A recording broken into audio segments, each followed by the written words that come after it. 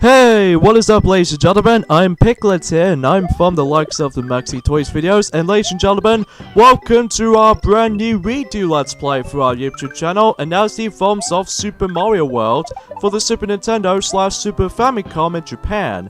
Now, originally I did done this game back in during the likes of in 2015, along with Chip with me, but unfortunately though, Chip decides to able to not join with me this time around though, because I'm gonna be on myself for this point, at this point and onwards for this point today, because, well, as far as you expected it to, that, well, we'll explain more details about the fact that with the actual main purpose of the process of how come this might actually be a redo Let's Play of this game. So, anyway, Super Mario World did first came out in 1990 in the Super Famicom, if I can recall it correctly, and then 1991 in North America for the Super Nintendo, and in 1992 in Europe, also for the Super Nintendo as well. So if that's the case, then this might actually be a launch title for that specific system, which is really amazing, because this is before when, you know, New Super Mario Bros. U also has a launch title, but on the Wii U. But even then, though, despite the fact that the Wii U sells so poorly compared to how it does it for the Nintendo Switch at the moment right about now. So anyways, though, enough about this selling points wise. Let's get started with the forms of Super Mario World. Most like the ones in Super Mario Bros. And Super Mario Bros. 3, you can actually play this game up to either one-player or two-player mode. But obviously, I'm going to be going for one-player game because, you know, I'm no role here, so even though I can definitely expect to see how this one coming. Welcome, this is Dinosaur Land. In this strange land, well, we found that Princess Toadstool is missing again. Looks like Bowser's in it again. So you know what that means for this point, folks, is that Bowser's up to no good again for a fourth time in a row. Well, yeah, fourth time in a row, because technically Super Mario Bros. 2 in Japan usually counts. So anyways though, this is the world's map screen, just like the ones in the forms of Super Mario Bros. 3, except the fact that the world's map's design is a lot bigger than it should be, because you can definitely tell why as soon as we're able to proceed for this game. So, now obviously we can only actually access to those 3 levels right there, well, 2 main levels, and including the likes of Yoshi's house. So let's go ahead and pop over to his house to see how Yoshi gets along, because yes, we'll explain more details on that later. So, hello, I'm sorry I'm not home, but I have gone to rescue my friends who were captured by Bowser, Yoshi. So, yes, Yoshi was actually the first introduction for this particular character of this game. So even though something's worth mentioning for this throughout. So there's nothing we can do in here at the moment because, you know, there are not enough Yoshis around here. So anyways, let's get started right there. But it forms of the first level in this game, but it forms of Yoshi's Island 1. So yeah, if you ever played any other 2D Mario games before, like for instance Super Mario Bros. 3, and even the original Super Mario Bros., and especially noticeable in Super Mario Bros. 2 The Lost Levels, except Super Mario Bros. 2 on the American and European versions, well, at least as far as for that particular matter. So, it's yet again a traditional platformer, but with a unique features all involved, like the forms of, since this is on the different console this time around though, because this is only being released on the Super Nintendo, and that means there's gonna be more buttons to work on with, because even then, back in during the likes of, you know, in Super Mario Bros. And Super Mario Bros. 2 The Lost Levels, and Super Mario Bros. 2, and Super Mario Bros. 3, that you don't have as many buttons as you were hoping would be, well, besides the directional pad and just A and B buttons. But this time around though, since this is on the Super Nintendo, we got ourselves 4 face buttons, but in forms of A, B, X, and Y buttons, and also still the directional pad is there. And especially noticeable how the fact that we can now able to actually use the L and R buttons for here and there as well. So if that's the case, then we can able to actually show you or explain to you guys of how the controls works. So since this is on the Super Nintendo, that you used to able to actually figure it out how the fact that the A button can perform a jump. Well, this time around though, the B button actually performs a jump button. So if that's the case, just like the ones in Donkey Kong Country Trilogy, that's the jump button is also the B button. Because this was on the Super Nintendo title after all. So if that's the case, then yeah. Before we get into more on controls in this game, as you can see, after completing Yoshi's Island 1, we actually come across into the very secret levels by the forms of Yellow Switch Palace. The switch powers are essentially just more accurately a bonus room or something like that, and then basically you can gather as many coins as you can probably see right there. In fact, there's actually a really easy way to get extra lives to this game, like before when New Super Mario Bros. Exist, and even New Super Mario Bros. Wii, New Super Mario Bros. 2 especially, because of all this balancing of coins mechanic, and also New Super Mario Bros. U as well, and excluding New Super Luigi U, well, slightly almost, but even then, no, that's just besides the point. The power of the switch from you have pushed will turn these little outline colored lines into these solid blocks, and your progress will be saved. Because yes, every time you activate one of those switch powers, then you would able to actually save your progress. So if that's the case, then that's pretty awesome actually. So anyways, now that we're done with that, and now let's move on to the second level in the game, Yoshi's Island 2. In this level, we're actually going to be introducing to ourselves, probably is the most faithful moments of the entirety of the Mario series, and that's the forms of, as soon as we get to this question mark blocks here, Yoshi! Hooray, thank you for rescuing me. My name is Yoshi. Sorry for a little bit of a tangent right there. On my way to rescue my friends, Bowser trapped them from the... Yeah, that's all you have to say about this, Yoshi. Sorry for a little bit of a tangent right there. That's only because of how the fact that it's been a long time since I actually played this game. Because I think... You know what, I mentioned this before, that last time that me and Chip usually did done this game back in during the likes of in 2015. So far it's gone mixed back in the day. Granted, though, it's no longer there anymore. This is probably because of how the fact that, well...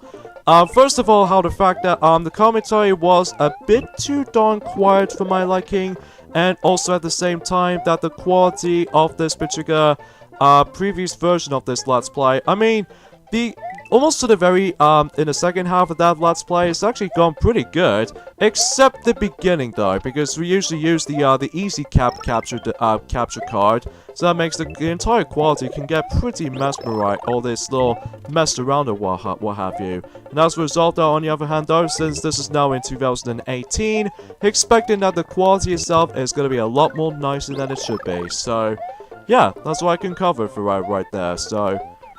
Anyways, back into the controls really quickly, before we're able to talk about more on Yoshi. How the fact that we can able to actually see that Mario can able to now perform a dash button, just like how it does in the forms of the original Super Mario Bros. And Super Mario Bros. 2 The Lost Levels, and pretty much every single 2D Mario games at this rate. How the fact that you can now actually use the Y or the X button to dash forward, so that's pretty cool. So, another thing I'd like to say about this here is the fact that, Mario can actually perform himself his only a new ability in this game, and that's the forms of how the fact that, well, he can able to actually do a spin jump, and then as a result, in order to actually do with the spin jump, if you couldn't tell from, you know, the first level in this game, but in forms of Yoshi's Island 1, basically what he can do is the fact that he can able to do a spin jump, and then what that can do is the fact that he can actually destroy these little, eye-looking, blocks, which is really cool by the looks of all things. As you can see right there, we're actually going to be riding Yoshi for the very first time in the Mario universe, well, because of how the fact that this is actually the introduction into Yoshi, because this is before when he got his own game, with Yoshi's furthest little existence, but in forms of Yoshi Safari for the Super Nintendo Scope 6, game for the Super Nintendo. And especially noticeable, he got his own franchise, but in forms of Yoshi's Island recently, but in forms of during the likes of in 1995. And especially noticeable with the forms of Yoshi's Story in 1997 for Japan originally, but then 1998 from everywhere else. So, if that's the case, then this... I really do love this little particular dinosaur right there, because it's really cool, especially noticeable how the fact that, well, he's pretty much awesome as you expected it to, so that I digress. Yeah, that's all I can really say about Yoshi, honestly, although, unlike the ones in the, New Super Mario Bros. Wii and New Super Mario Bros. U, you can now actually take him as much as you like, well, the only two exceptions, mind you, which are both... Well, I'll explain more on that later, but for now, let's go and explore Yoshi's Island 4, where we're actually going to be introducing to ourselves these water mechanics right there. And, as you can see right there, we've actually got ourselves this little, you know, items right there, which are essentially known as, dinosaur coins, or dragon coins, or whatever you want to call it them. Granted, I haven't researched on this game for quite some time, because I was busy, researching upon the forms of Super Mario Odyssey recently, with the forms of, you know, regional coins to be found here, but I don't usually think about it. So, if you manage to collect all 5 of those dinosaur coins, basically you get yourselves an extra 1-up. So even then, if that's the probably is the only uniquest way to able to actually get extra 1-ups for, it feels kind of similar to the ones in you know, there's actually a Game Boy Advance version of Super Mario Bros. 2 by the forms of Super Mario Advance. That if you collect all of the advanced coins, that it gives you a 1-up every time you actually collect about, I would say, 5 advanced coins or something like that. But if that's the case, then yeah. So as you expected, just like how it does in the forms of Super Mario Bros. 3, we get ourselves a P-switch, and just like in that game, then it'll actually activate something a little bit more unique to it. So, yeah. And what's awesome about Yoshi as well is that, as you can see right there, since I've accidentally almost trying to step onto this little spiky balls, Yoshi is completely invulnerable to the actual spiky stuff, assuming he was actually on foot. So even then, that's really awesome, so to speak. As you can see right there, we actually got ourselves 24 star points, and if you couldn't tell on this little top portion of the screen, I managed to got myself 95 red stars on them. If you manage to collect 100 stars every time you actually touch the actual pole thing at the very end of the level, chances are if you manage to reach to 100 or more than that, you're expecting to actually play a bonus minigame, which I'll show you until when we get to the next level. Well, not this level though, because we got ourselves the first castle in the game, which usually takes place in Iggy's castle. For these castle levels are pretty much as far as you actually think about to yourselves, how the fact that it's pretty much exactly like, almost exactly like how it does in the airship fortress levels from Super Mario Bros. 3, except the fact that, well, just like the ones in Super Mario Bros. 3 airship levels, that those levels will actually going to be, well, they want you dead, obvious for this factor, because there are a lot of traps everywhere, especially noticeable that enemies will also try to kill you instantly. Oh yeah, not to mention, since those enemies do make a return ever since during the likes of the previous 2D Mario games adventures, by the forms of ever since during the likes of Super Mario Bros. 3. But in addition to that though, we're also actually going to be introduced to new ones here and there as well, which you'll see why in just a moment until we get to the latest levels throughout. And if you couldn't tell already, since this castle was known as Iggy's castle, this meant is the fact that Koopalings makes a return ever since in Super Mario Bros. 3, so even then I was to expect it to. And by the way, this game also came out on the Game Boy Advance by the forms of it back in 2002, which is currently known as Super Mario Advance 2 Super Mario World, which the only differences between the Super Nintendo version and the Game Boy Advance versions that I just realized of how the fact that since this game does have a 2-player co-op system, that how the fact that you can able to actually play as Mario and Luigi for the majority of the adventure together. But in the Game Boy Advance version, you can able to actually switch between Mario and Luigi as much as you like, which even though that's pretty cool and pretty awesome at the same time. And also there was actually some extra parts here and there, like just like the forms of in Super Mario Advance. You're still able to actually play through Mario Brothers from time to time, just like how it does it from before. So, as you can see right there, I've got myself some plenty of extra lives, thanks to the actual grabbing onto the cage system, which is pretty cool, because if you manage to get grab onto the cage, if you manage to able to actually keep on stepping onto those enemies for quite some time, well, granted, quite a few of them, naturally, you can get yourselves a 1-up chain reaction right there, which I think is actually really, really cool. And that's the only greatest thing about this game, though, is the fact that I think most people say this right now. This is by far the best 2D Mario games they've ever played, or even they've ever made.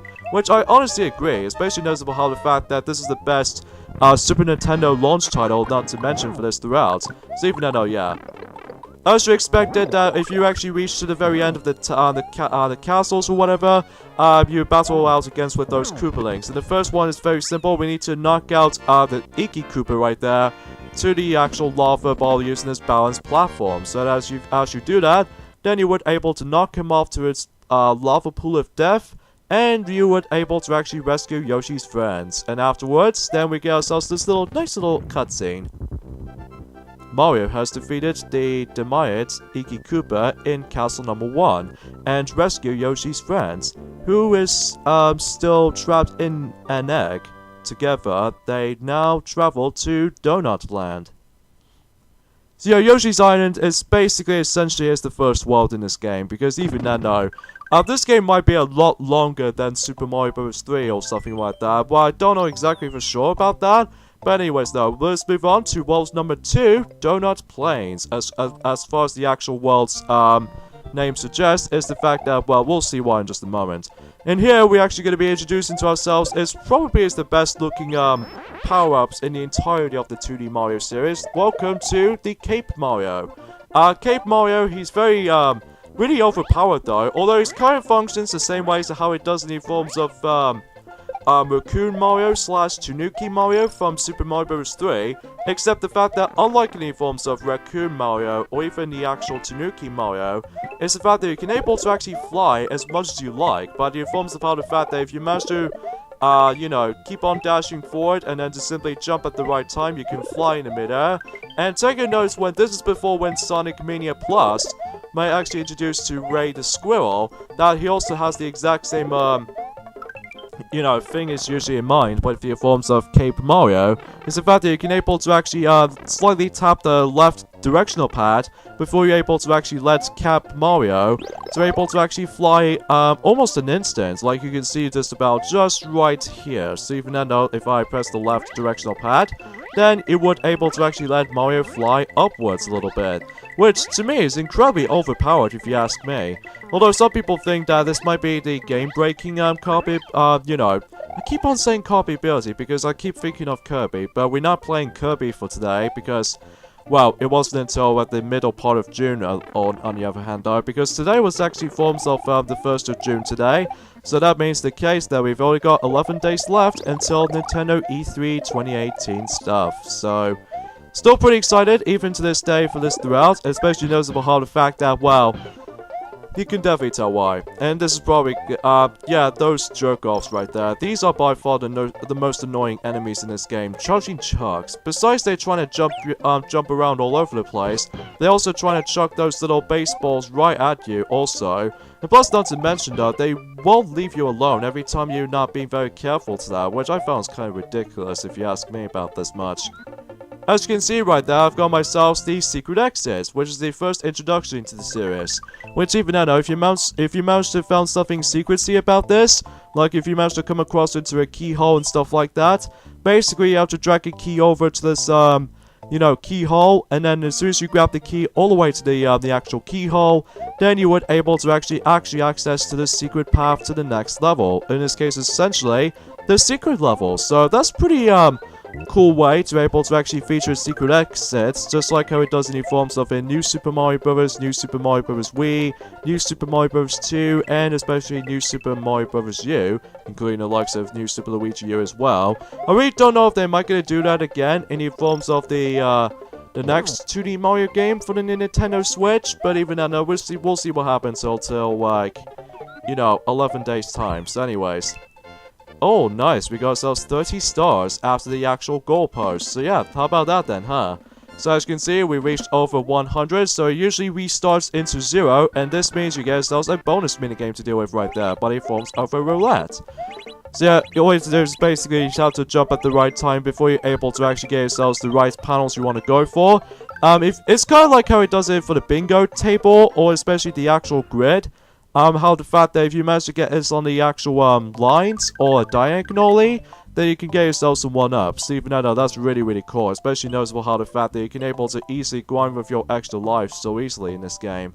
Anyways though, before we get into Donut Plains 2, let's go ahead and move on to Donut Secret 1. So in this case, the first secret level in the game. Well, at least as far as I'm actually concerned with this. So if that's the case, then yeah. So in here, we're actually going to be swimming underwater, just like how it does in the forms of Super Mario Bros. 3. Except the fact that, well, I'm really glad that how the fact that this game will now finally bring back the checkpoint system this time around, though. Some other levels won't include the checkpoints, though, on the other hand, though. But some other levels that it usually contains a checkpoint this time around, though, which I'm really grateful, because even then, back in Super Mario Bros. 3, that game is very unforgiving when it comes to the lack of checkpoints, especially with auto-scoring sections like this. But even then, though, that I'm really grateful how the fact that this game is now finally bringing back, you know, the checkpoint system, which even then, though, that if you die in the main level, then you weren't able to restart the point where you left off, which I'm really grateful about it. I should probably mention about this actually, is that this is the introduction into the forms of the inventory system. Every time you grab the exact same power-up as you got right there, like for instance, if I managed to got myself Cape Mario with me, and if I manage to grab a spare version of the forms of the Cape Feather, this means I can able to actually add that up into my, as you can see on the top portion of the screen, right next to the time limit, and especially with the stars count, in addition to the actual dragon coins, or the dinosaur coins. Basically, you can able to actually keep your item from your inventory, which I think is actually really handy. And yeah, that was before when, you know, New Super Mario Bros. 1 exists, and even New Super Mario Bros. 2 exists, by the forms of the inventory system, because of how the fact that, with those two games, you can essentially use the touchscreen to able to actually bring out the item with you at all times. So if that's the case, then it will be very handy for you. If you're having a hard time trying to get to the secret exits or something like that, then be sure to able to actually use that as often though. However though, unlike the ones in New Super Mario Bros. And New Super Mario Bros. 2, the fact that you can able to actually use those inventory items with the touchscreen, if you manage to get into, like, take for instance that since this game does utilize the forms of you will gonna get hit like twice in this version of the game, but I do notice on the Game Boy Advance version did manage to fix the damage outputs with the forms of you can actually get hit 3 times every time you actually get yourselves a, you know, like a fire flower, a cape feather and stuff like that. If you get hit like 3 times, then it's pretty much lose a life. But in this version of this game though, you can only get hit like at least twice. So looks like we're going back onto the original Super Mario Bros. System works for this point, folks. If you manage to get damage, all that stuff, even especially noticeable with the forms of, you know, Super Mario Bros. Lost Levels, as you can see right there. Not to mention though, if you manage to get hit at least once, after when you lose a power-up though anyway, the inventory box will automatically activate it. So if that's the case, then you would able to actually just get yourselves a little bit of a backup. So, oh my gosh, we actually get into the auto-scrolling section, aren't we? Before we get into this kinds of stuff though, granted though, I'm actually going to be discussing upon that kinds of stuff when we get to the next video, because I'm actually at the secret exit route. In order to actually get to the secret exit, because yes, there is a secret exit in this level, all you have to do is basically we need to use the blue shell and toss it all the way up here, and then able to actually activate the beanstalk. And yes, the way that how the fact that Mario can able to actually grab onto Koopa shells, just like how it does in Super Mario Bros. 3, except the fact that now you can able to toss it upwards this time around though, which is really cool. I kinda wish it does that in new forms of the new Super Mario Bros. Games, quite frankly, but, or ironically, I know. But anyways, when you reach up there, then you would actually lead us to the next secret switch, by the forms of the green switch powers, which is essentially the second switch powers is. So let's go ahead and do this one up chain reaction going on here. Yay, I've got my 1-up. Like, I'm not even kidding, that how the fact that we can get so many extra lives until when you get to World 2 and onwards. So if that's the case, well, at least it's expecting how the fact that this game will be a lot more difficult than Super Mario Bros. 3 was. Well, at least as far as Super Mario Bros. 3's difficulty-wise, it can be pretty zigzaggy when it comes to difficulty, like, you know, level settings and all that stuff. Like, World 3 is much harder than World 4, and World 6 is challenging to World 8 in Super Mario Bros. 3. But anyways though, join me next time on Let's Play Super Mario World. It's the fact that we're going to be hopefully finishing up with Donut Plains. We're actually going to be tackling through the other few levels, notice. So yeah, see you guys next time. Later, fellas.